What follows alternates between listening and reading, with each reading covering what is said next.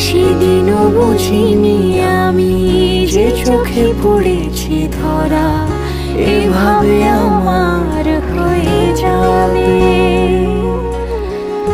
আলগোছে পায়ে পায়ে যে কবিতা হলো শুরু, এভাবে মলার খুঁজে পাবে।